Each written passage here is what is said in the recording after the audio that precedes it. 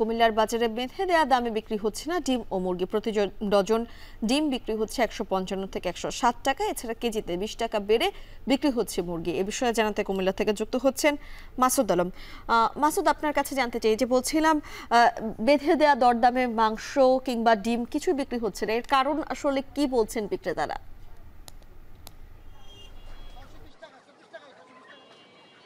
আসলে বিক্রেতারা বলছেন যে তারা সরাসরিভাবে কি যে চলমান যে বন্যা কুমিল্লায় সেটাকে দায়ী করছেন। তারা বলছেন যে এই যে বন্যায় বেশ কিছু পোল্ট্রি ফার্ম ক্ষতি হয়েছে, যার কারণে কিন্তু দাম বেড়েছে। তবে ক্রেতারা বলছেন যে স্থানীয়ভাবে হয়তো উৎপাদন নাও হতে পারে, কিন্তু যেখান থেকে সরবরাহ হয়ে আসছে বা আমদানি হচ্ছে সেখানে তো আসলে কোনো ক্ষতির মুখোমুখি হন নাই ব্যবসায়ীরা। তাহলে এই দাম কেন?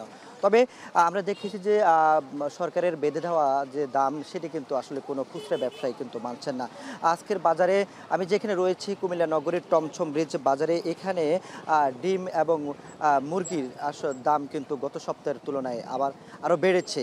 তারা বলছেন যে গত সপ্তাহের তুলনায় প্রতি কেজিতে ব্রয়লার, সোনালী এবং লেয়ার সব ধরনের মুরগির ক্ষেত্রে কিন্তু 20 টাকা বেড়েছে। এই 20 টাকা বেড়ে আজকের বাজারে ব্রয়লার মুরগি বিক্রি হচ্ছে 180 থেকে 190 টাকায়। একই সঙ্গে সোনালী মুরগি বিক্রি হচ্ছে 270 টাকায়। লেয়ার বিক্রি হচ্ছে 320 টাকায়। তারা বলছেন যে বেঁধে দেওয়া দামের আগে কিন্তু এর চেয়ে আর কম বিক্রি হয়েছিল। সেটা বিক্রি হয়েছিল, যেমন ব্রয়লার বিক্রি হয়েছিল 160 টাকায় এবং সোনালী বিক্রি হয়েছিল 250 টাকায়, 250 টাকায়। কিন্তু সরকার যখন এটা নির্ধারণ করেছিল দামটি, তারপরে কিন্তু উল্টো বেড়েছে বলে ব্যবসায়ীরা দাবি করছেন। একই সঙ্গে ডিমের বাজারও কিন্তু সপ্তাহ ব্যবধানে বেড়েছে।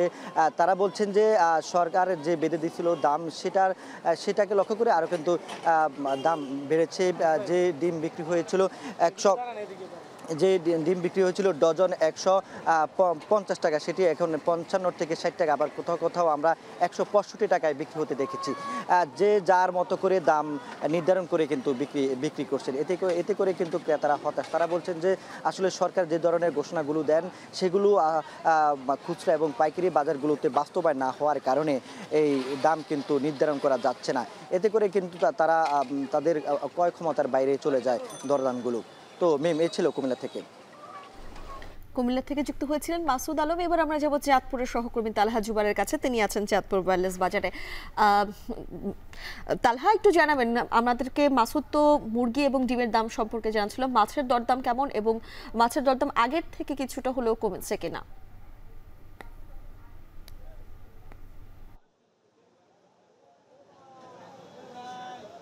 মাছের বাজার কিন্তু এখনো নিয়ন্ত্রণে রয়েছেন যারা মাছ কেনাকাটার জন্য আসছেন, যে সাধারণ ক্রেতা।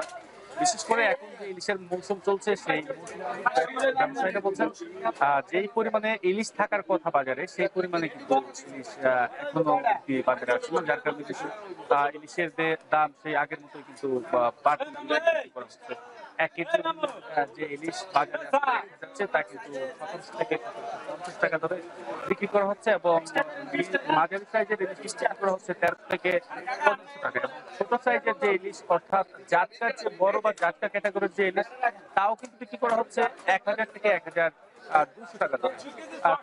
সত্যি বিষয় হচ্ছে যে সাধারণ মানুষের যে নাগালের মধ্যে যে মাছ রয়েছে তার মধ্যে কিন্তু হচ্ছে চাষকৃত পাঙাশ মাছ, তার কিন্তু দাম কেজি প্রতি 10 করা হচ্ছে 160 থেকে 180 টাকার মতো। তবে এছাড়া যে